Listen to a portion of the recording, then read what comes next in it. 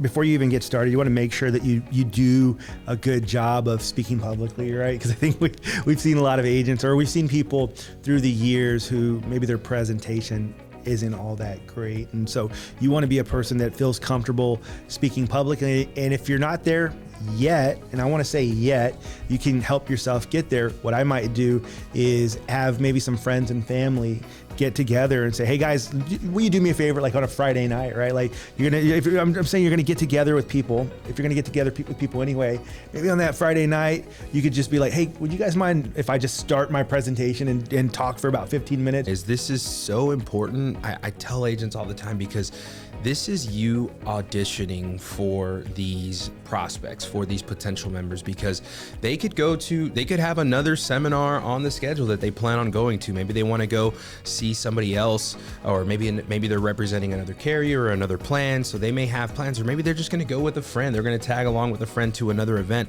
So you need to give them a reason to choose you. The follow-up is probably the most important thing that you can do. So I would keep a scope of appointment form for anyone that's not enrolling that day, and just say, hey, look, I'd love to get this filled out. I'd love to come out and sit with you. And I'm trying to do that right there.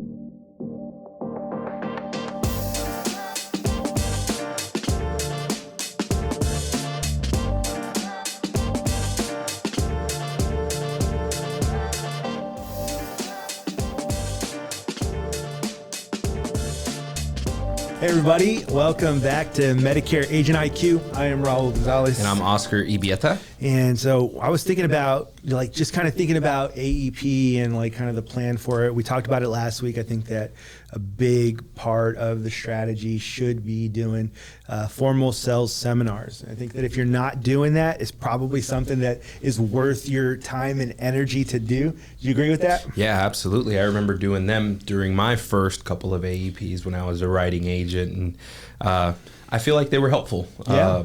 And I'll jump into maybe a little bit of my experience when I feel the time is right as we dive into this here. But yeah, I think you got to do them. And one of the things that I appreciate about a lot of the carriers, and we'll get into this as well as like kind of like advertising the events, but I appreciate that they will support you if you're doing them in an area that maybe not everybody is, and so a lot of them. So I don't want to talk about that, but I also don't want to limit sales seminars to just AEP, because I mean, think about it. You've got the whole year. There's people that are still doing them, and my concern is for the people that are still doing them, or the people that aren't, is that someone's getting that opportunity. Yeah. There are people that are still going to sales seminars throughout the year, people who are maybe turning 65. Like, the only strategy doesn't have to be the turning 65 meetings. You can also do sales seminars, just regular sales seminars. It's something that I would highly recommend. Yeah, and you say opportunities, and I think that's the name of this game. We look at agents and the journeys that they've been on, and we look at the ones who have found success in this business and maybe the ones who have not, or even the ones who have had to maybe exit the business because they just weren't seeing the results that they were hoping for and that they were expecting and anticipating. And then we kind of break it down. Let's dissect that. Let's see what happened. Where did it go wrong? And we tend to notice that the agents that don't make it in this business, it's because of a lack of activity, right? They're kind of just sitting back and waiting for someone to tell them, all right, what is it that I have to do next? Or waiting for someone to get them to take that action. And so really, that is the agent's responsibility. That's your responsibility, is to get out there and create these opportunities and really just try and find and create as many opportunities as you can. And the reality of this business is not every opportunity that you create or that comes around is going to be a home run. I'm a big baseball guy, and I always use that as a reference. You're looking for, there may be times where you come up to bat and you're going to swing and miss. There may be times when you're going to strike out, but that's a part of this game. We look at the greatest baseball players who have ever played the game.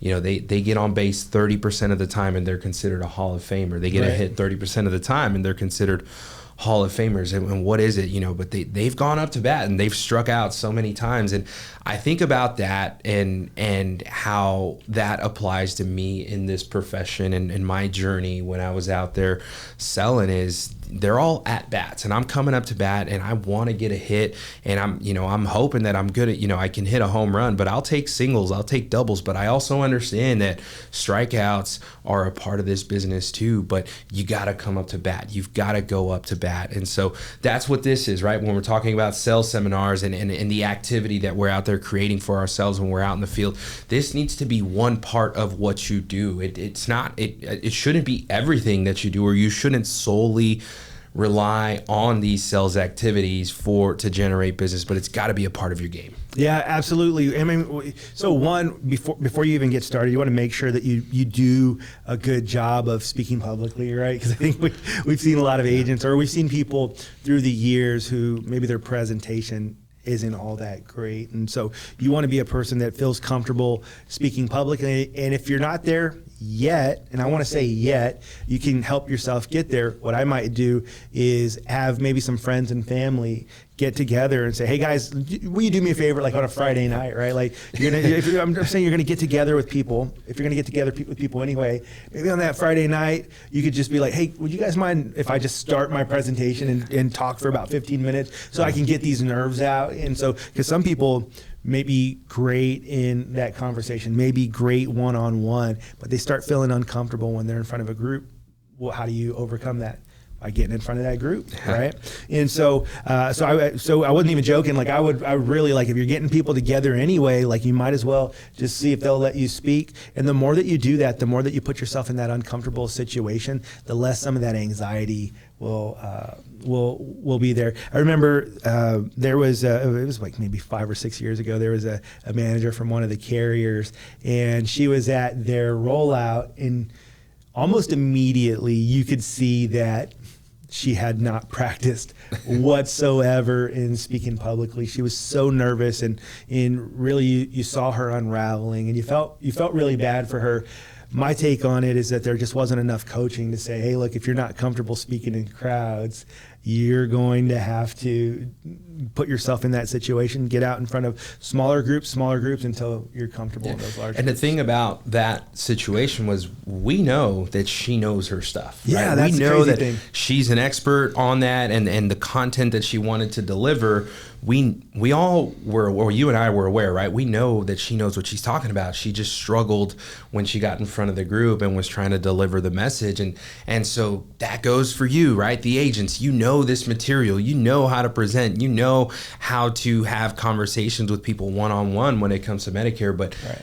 Are you capable of doing that in front of a group? And only you know the answer to that. And if the answer is no, or you're not that comfortable, then you've got to get that practice in. You've got to get you've got to get comfortable being uncomfortable in those kinds of situations. That's through practice. For sure. And everybody not everybody starts off. I mean, well, there's probably like that individual, like, what do you mean? I never struggle talking to Yes, some of you people are perfect. However, the majority of us. For those of us who are not perfect. Right. Some of us have included. to put some work into it. I know that I will say that my very first time when I was working at Humana, I didn't fully realize that I was going to have to be speaking publicly.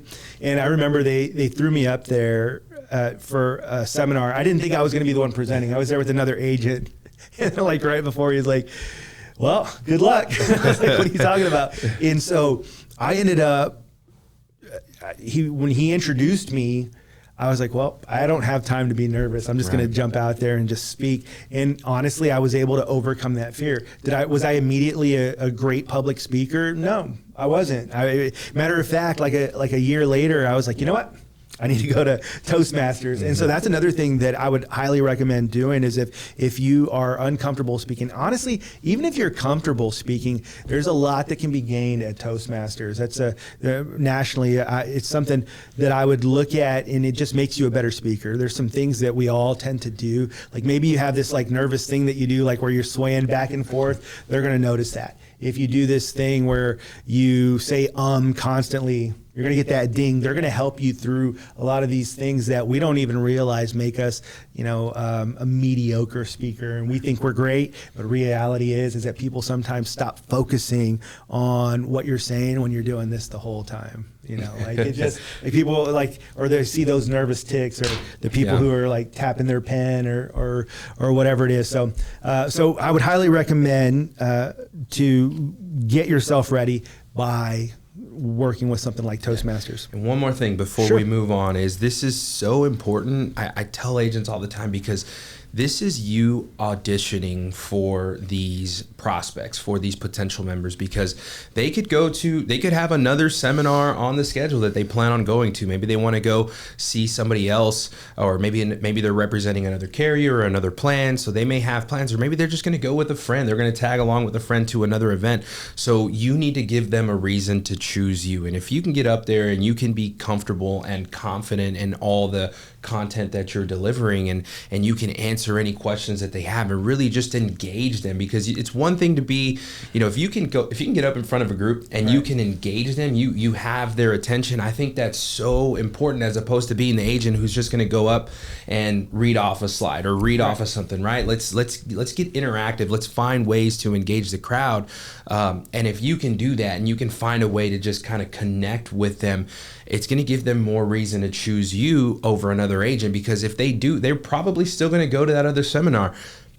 Give them a reason to say, you know what, I really liked the way Raul spoke, or I liked how he knew his stuff, or I liked how he just answered my questions. He was great. It's going to give them a reason to come back to you, as opposed to choosing another agent. So take this seriously, preparing on how to host these sales seminars. Obviously there are other logistics that come into play, but when you get up and you're actually delivering the material, you got to be great at it, because this is your one opportunity, your audition to get them to choose you. Absolutely. And I will say that if you are an individual that started feeling anxiety when I started talking about this, and I started mentioning, hey, we should do these seminars publicly, then you in particular are a person that probably needs to start working already on that public speaking. It's going to serve you well throughout your whole life if you can learn how to do a great job of speaking publicly and not being nervous in them. So let's talk real quick, just to spend a couple minutes on guidelines and regulations for these. Just a reminder to all agents, you're not allowed to serve them food at a sales seminar, and an official formal sales seminar. You can serve desserts, coffee, refreshments, things like that, anything that's not considered a meal. But the minute that you move into serving meals, then you are out of compliance. And it's super important for all agents to understand that. You're not going to go out there and buy them a lobster dinner and get these enrollments. That's not the business that we're in. Now, it is a little different if you do the Turning 65 events and the educational events. We won't spend a lot of time talking about those today, but I will say that's the case where you can. When I first started in this business, we used to be allowed to serve meals. And isn't it funny? It's still $15 a person. And I started working in Medicare sales in 2007. And the same $15 rule for food applies. And here we are, like with the way that inflation's been, it's crazy. I'm surprised. It's a struggle. I think they need to increase it, because it's a struggle finding sometimes restaurants for the Turning 65 events that will have meals under $15, right? Yeah. So, but anyway, that's the rule. So no meals, and anything that could be considered a meal. So. There's these gray areas that I would always be cautious with, and we're from South Texas, so there's a lot of people who so tacos is a big thing in Texas, and so there, if people eat those as a meal, honestly, that's a meal. It could be a snack or it could be a meal, right? That's where you start living in that gray area, and so our advice would just be, don't do it. If it's questionable, or if you're, I would say just stick to what we know is not a meal. Maybe the fruit trays or the vegetable, the platters, or just maybe some granola bars or desserts, like you said, and just some drinks. Because really, we're there to give them the information, right? It's a sales seminar, and so we're giving them these snacks to kind of just get them through our presentation. Absolutely. So, and then again, we talked about that $15 limit. Now, what are some venue options? Let's talk about that real quick. Where could you do these sales seminars? The first one, obviously, we just mentioned is restaurants. You can do that. Now, the struggle that we have sometimes is with these restaurants is, will they allow us to be in there even if we're not going to buy a meal? And so sometimes you have to be a person. You got to go in there as a salesperson, right? You're gonna have to speak to them and convince them that it still makes sense. One, it's advertising for your restaurant. Two, we're gonna usually do these in off hours when you're not that busy, right? So usually you're not doing them at the peak breakfast times, right? You're gonna do it at maybe 10 a.m., 11 a.m., 10:30, somewhere in between that, or after lunch, maybe 2:30.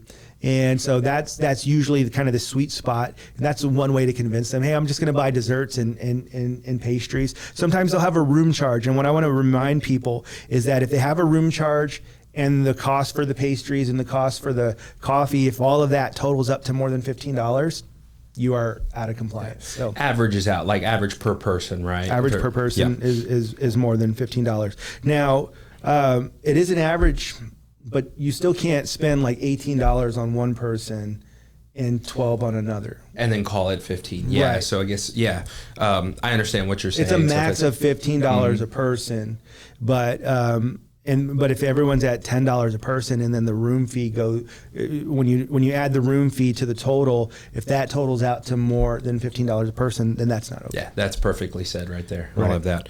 And you got to think like a restaurant. Think like and so you mentioned it there. You want to go in the non-peak hours, right? Don't be trying to get into these places on a Friday at lunchtime. It's not going to happen. If you go in and if I'm a restaurant manager and I say, wait, you want to come in here on Friday during our lunch rush, yeah, sure, but buddy. You don't want to buy food. That's not going to work for us. Yeah, exactly. But if you can have these conversations and do it in a way like, hey, look, I'm just trying to get some space. Like, let me do it in your non-peak hours. I'm happy to do it that way. I would love to one, especially if it's not a huge restaurant. I'm bringing some awareness to your company, and I'm not doing it for free.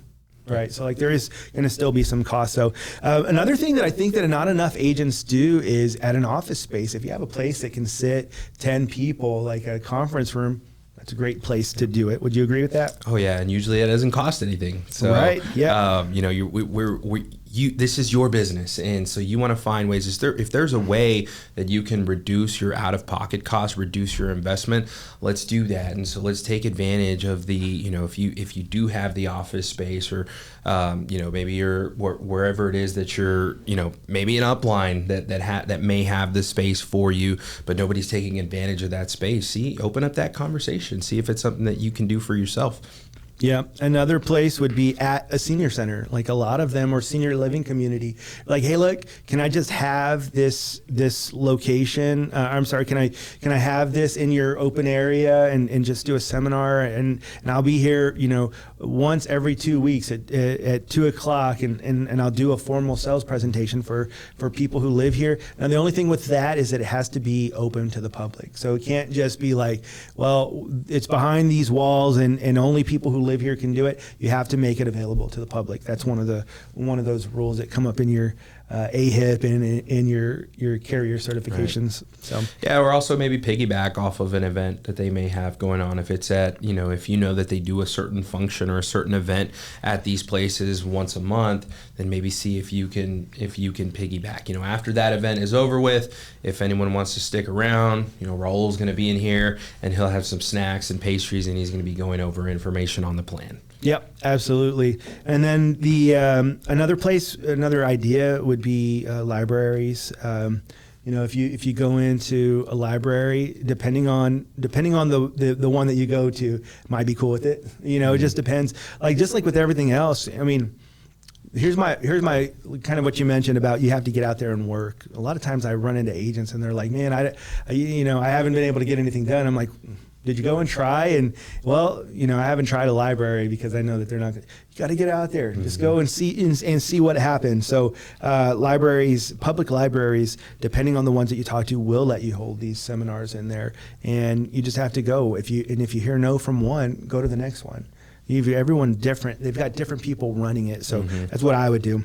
And then just you go out there and find other venues. Any place that can sit 10 to 15 people that has wheelchair access. I think that's an important thing. You'd be able to absolutely to use that location. So one of the questions that we get from people is like, okay, well, I got it set up. Sure, you told me to go out and set it up. Well, now who's going to advertise it? So you won, right?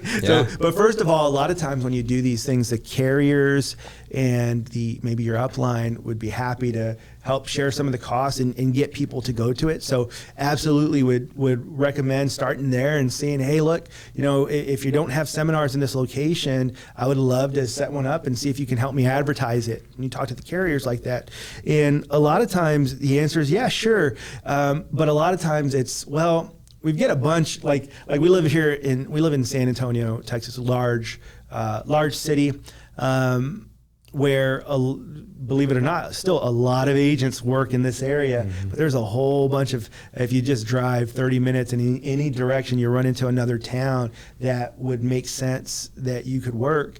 And so we tell people like, hey, you may not get them to advertise it if you do it right here in San Antonio, but man, if you're willing to drive that 30, 40 minutes outside of San Antonio, wouldn't surprise me if they're willing to help you advertise that, right? Oh yeah, they'd be much more willing to do so. You just got to be able to, be willing to get out there and make that drive, and also be mindful, right, when you make these requests from the carriers. One, if you're doing it in an area that's been requested way too many times, just like you said, they may not be as willing to support. But also, let's try and see a return on this as well. Like if you ask for some dollars or for some advertising, and then it maybe doesn't work out the way that you had hoped, it may not, they may not be as inclined to say yes the next time around. So let's learn from that. Let's see, what could we have done better to try and advertise this on our own? Like I would also say, let's not depend only on the advertising of the carrier. You still have to get out there. You have to have a strategy if you're not, but let's backtrack for a minute because I want to get on a quick soapbox when it comes to asking for carrier support. A lot of times people will go out there and they'll ask the carriers for the world and not really bring back the production, and then sometimes get offended when the carrier is asking where the production is. So I just want to encourage everybody and understand, look, the reason that you get support is, of course, everyone loves you. We love you. We love our agents. We love everyone. But the reason is because everybody's looking for sales to be made.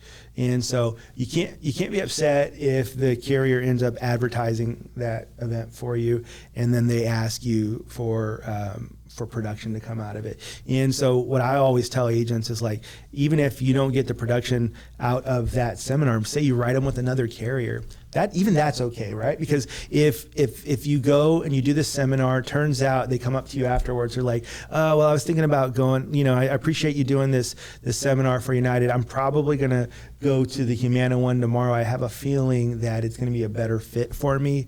Like, hey, by the way, you don't even have to do that. Why don't I help you? I can help you with Humana. You do that, and then, so you had this seminar and there was not the United Healthcare sales you were looking for.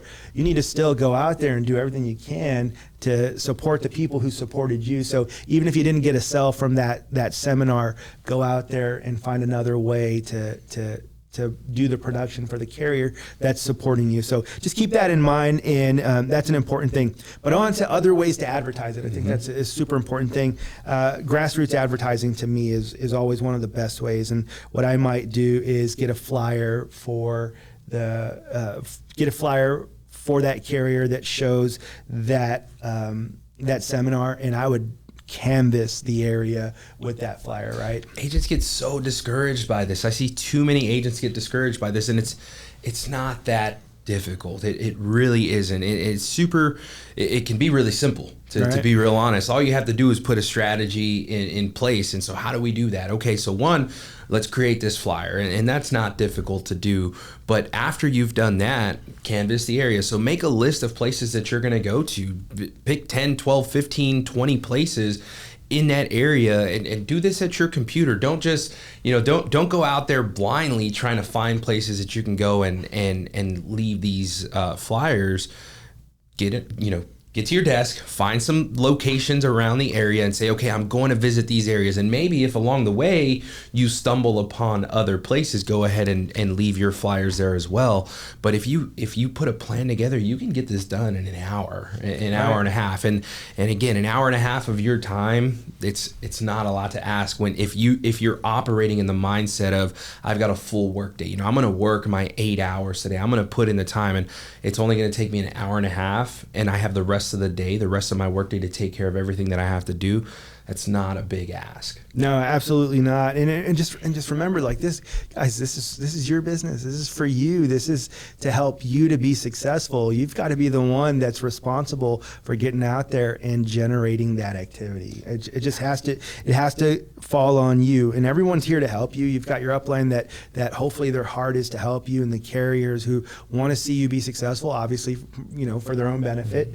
But you've got to be okay with getting out there. So I like the carrier flyers for seminars. I really appreciate the way that they do them. They're not always great, and so maybe choose to do an event for the carrier with the better more engaging flyers. So, but another thing that you can do is social media promotion. You need to go on to YouTube, do a quick search on how to promote your sales seminar on Facebook. There's ways to do it, and I would absolutely say that is really good money spent when it's to advertise an event. A lot of times, I'm not always in love with Facebook as a way to market. Some agencies have really figured it out and done a great job of it. Others not as much. But what I would say is that the best return that I've ever had is advertising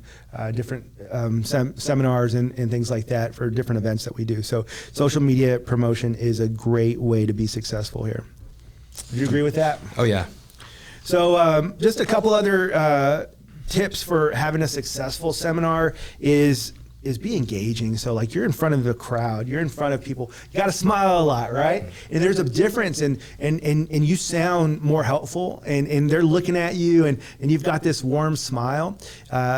People are going to really appreciate that, and you have like you said, it's an audition. You've got 30 minutes to impress them, for them to see that you are a person that they would want to do business with, and you're doing it. Hopefully it feels like it's one-on-one, even if you are not doing it one-on-one. Maybe there's 10 people there. But one of the ways that I do that is, as I go through a room and I'm presenting, I'm looking at each individual in the eyes as I talk, and I'm smiling as I talk, and I'm just looking directly at them, and I'm telling them, well, the way the Medicare works is, and I'm explaining it directly to them. And because I do that, every single person in that room feels like I'm talking directly to them, and it is really helping to build trust. Yeah. So it's something, and every now and then, not every now and then, I feel like usually there's somebody in the crowd who is good at engaging back with you. And so I tend to kind of hang on to that individual. Not to say that I spend the entire time just staring at that individual, but usually I feed off of the energy that they're bringing to me. And then another tip that I might have for you is, before the seminar, you're greeting people, you're talking to them, get to know them, have a friendly conversation with them, and do your best to remember names. Before it even starts. Right, yeah. Before it even starts. So that way, when you get to the presentation and you start, I like to use examples whenever I'm speaking to people. And so I might call out one of the individuals. If John came to the seminar, I might call out John and use them as an example, or just to kind of engage them. So if you can remember names, that's it's a little bit of a challenge for you, right? But if you can do that, it'll just make you stand out a little more than as opposed to someone who doesn't do that. Yeah. And then the last, I guess my last tip for today on this would be the follow-up is probably the most important thing that you can do. So I would keep a scope of appointment form for anyone that's not enrolling that day and just say, hey, look, I'd love to get this filled out. I'd love to come out and sit with you. And I'm trying to do that right there. Now, understand, if you got 15 people that show up at the seminar, it's hard to go around and do it individually. But hopefully if you get that many, then hopefully you're going with, you brought another agent or brought someone with you. And I would make sure that try your best to set the next appointment right then and there. You got to have the scope of appointment form to ahead of time. So, but that's what I would do, and get it scheduled. If they won't, just say, hey, look, if it's okay with you, I'm going to give you a call back on Tuesday just to check in with you, and then see if we can set a meeting up just to answer any other questions for you. Is Tuesday good for you? Those are the kind of, I want to assume that they do want to talk to me some more, and they do want to, man, I would love to get a lot of your questions answered individually. And then even, to be honest, at the end, I always remind them, like, hey, just a reminder, I represent several carriers. I'm here today representing this carrier, but I do want you guys to know that I represent several carriers. So if you have any other questions, I want you to know, look no further. You're talking to someone that represents many companies, and I can help you. And I'm throwing that out there to them. Why? Because maybe maybe the carrier that you're there representing wasn't the one for them. I want to make sure that they understand that they're coming to a place where they can get a lot of answers. So, yeah, the follow up, gosh, it's so important. You think about everything that it took to put this event together. You went out, you found the place, you worked on your presentation, you got the people in the room, you've made the presentation to them.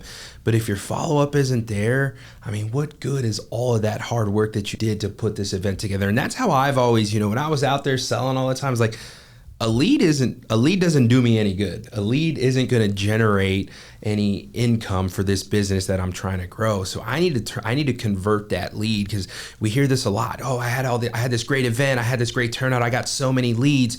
For me, if I'm out there selling, I need to turn that lead. I need to go out and convert that lead. And how do we do that? It's through the follow-up.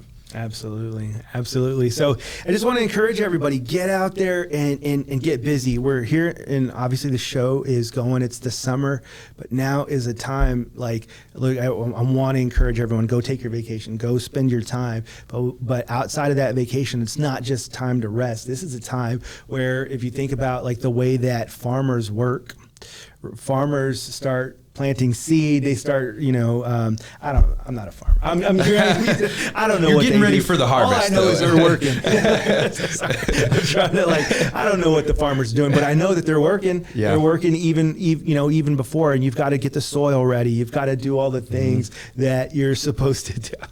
But you have to do all the things that farmers do, but do all the things that we do. Get yourself ready. And I'm going to say this every single time, make this your best AEP ever. So until next time, get to work, guys.